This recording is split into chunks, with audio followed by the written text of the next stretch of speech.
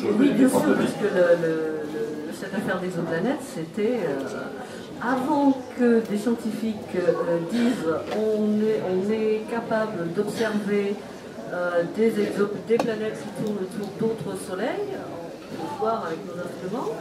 Les seules personnes ou presque, qui disaient il y a certainement la même chose ailleurs que chez nous, des planètes qui tournent autour des étoiles, c'était les auteurs de SF. Parce qu'il n'y a pas des masses de gens qui se sont occupés de la question.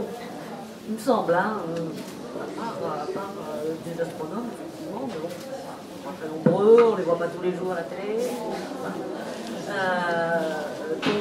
Donc pour moi, oui, c'était un truc absolument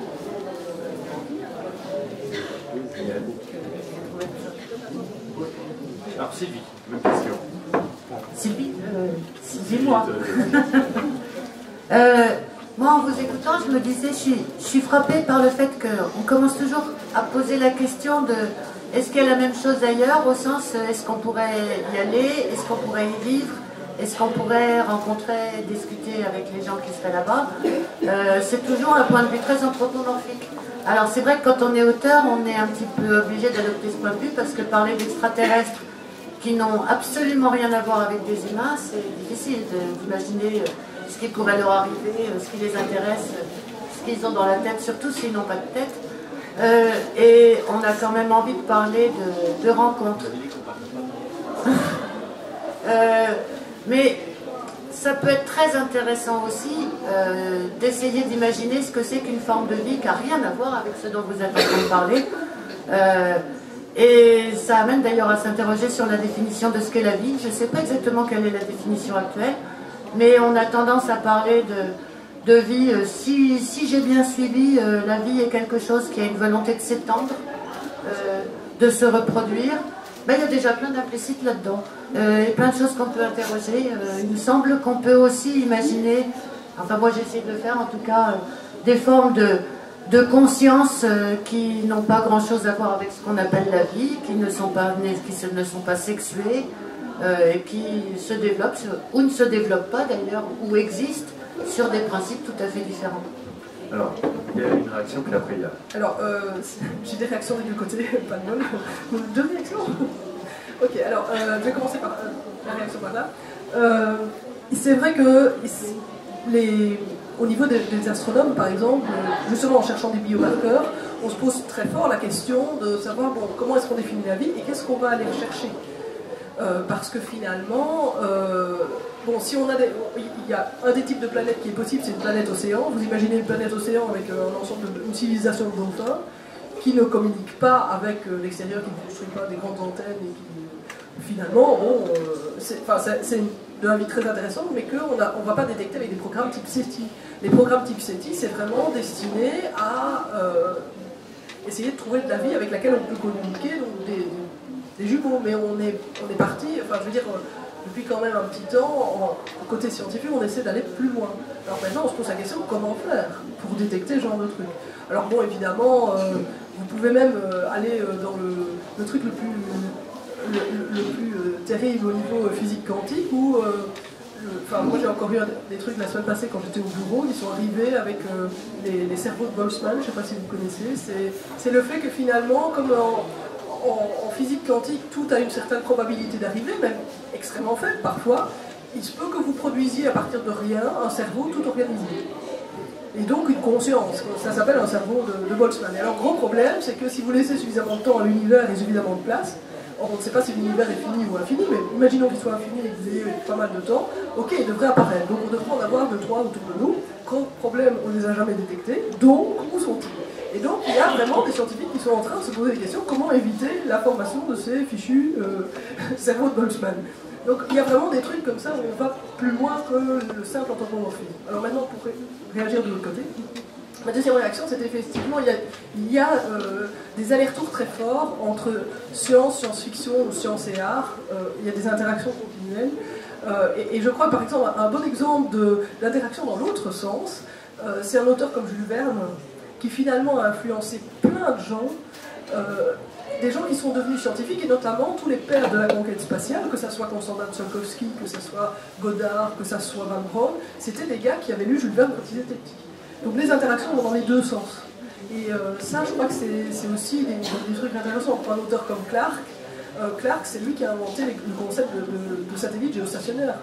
Au début, on dit c'est complètement cinglé, 2 ans après, on les avait, la NASA les avait lancés. Quoi. Donc il y a vraiment des interactions continuelles et dans les deux sens, et je crois que c'est important. Juste pour dire, Clark, c'est pas un hasard, il est astronome. On a cette chose toujours très très proche entre la science et la science-fiction. Il y a finalement la seule marge, la seule différence, c'est il y en a quelques-uns qui sont payés pour imaginer en fonction d'un réalisme et chercher en fait aller un petit peu plus loin, et il y en a d'autres qui sont payés juste que pour imaginer. Alors très mal pour les deuxièmes. Voilà. Est-ce qu'on peut parler de ce que tu as fait, toi, en termes de vie extraterrestre? Comment tu les as imaginés? Alors, je me souviens de plusieurs collègues et de...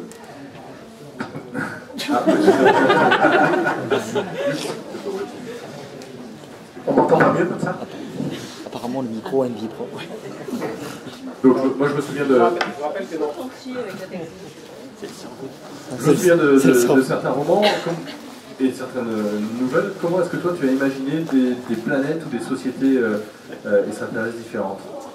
Alors, je vais déjà rebondir sur quelque chose qu'a dit Sylvie. En fait, oui, mais ça y est, j'ai 2 Sylvie à table. Sylvie l'aînée, par rapport à Sylvie cadette. Ah, Oh, il y a eu Préversin tout de suite. C'est très très difficile en termes de roman, c'est-à-dire essayer d'intéresser le lecteur à partir de quelque chose qui ne le touche pas du tout, nécessiterait de ne pas être en trop